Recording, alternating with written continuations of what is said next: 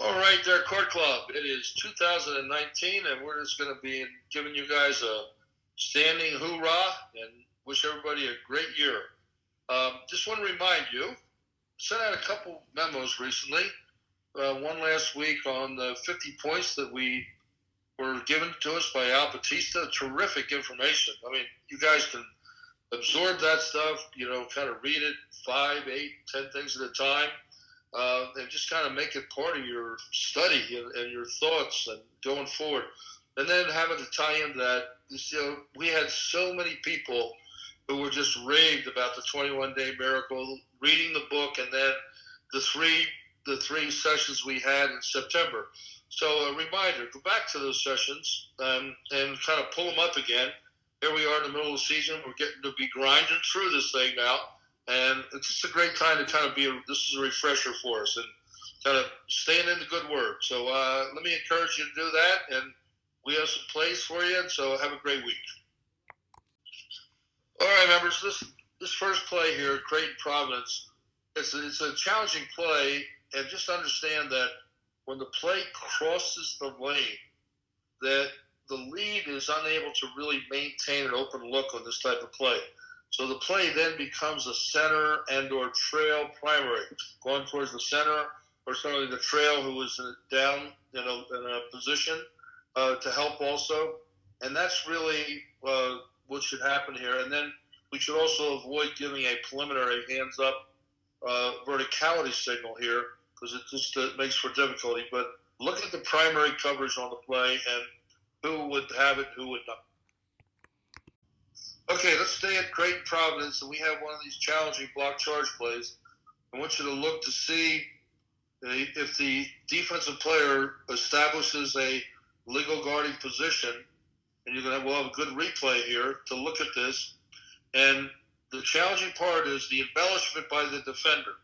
But you can see that the defender really doesn't establish that position, and the offensive player trying to get to the baseline does initiate some contact, but block would be the better call here. We want to talk about a little post defense here, and you're going to see where the defender in blue puts his right hand on the hip of the offensive player, and that's a meaningful call because if he doesn't have that pressure, that player can drop step and go right to the rim. So it is an illegal position. You only can have forearm there, not the hand on the hip. So good freedom of movement call in the post. All right, we go to Temple UCF, and we're going to show you really sound positioning with the center and a good job with the shot clock and the 10-second violation. So the magic number here is 20, and the ball comes in, and you see that the center is down, helping with the pressure, but then it moves to midcourt with a high awareness of the position of the shot clock. And as the ball comes to midcourt, the 20 occurs before the ball passes to the front court is correctly called a violation. All right, still with Temple UCF, and I'm going to show you a really good example here.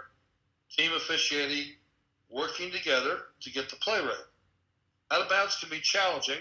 So you see where the ball shoots out of bounds, and we get turned around here, but the official in the lead has 100% sure, has the information, and comes and then the calling official turns around and calls the play correctly, and off we go.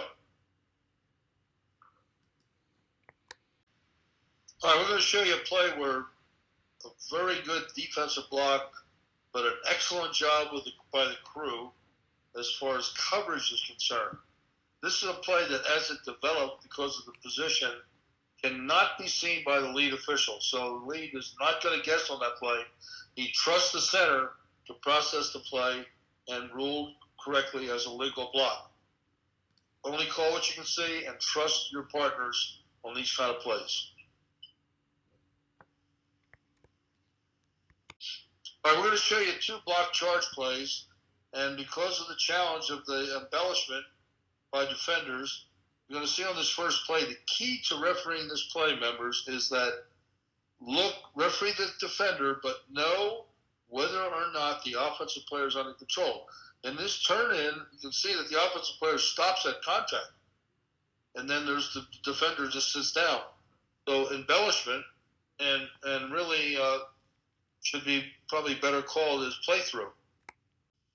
All right, members, for the last play now, we want you to compare this action as far as the control of the offensive player with the previous play.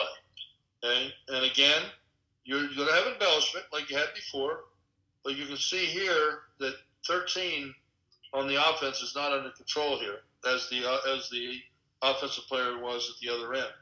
So player control, offensive foul is correct here.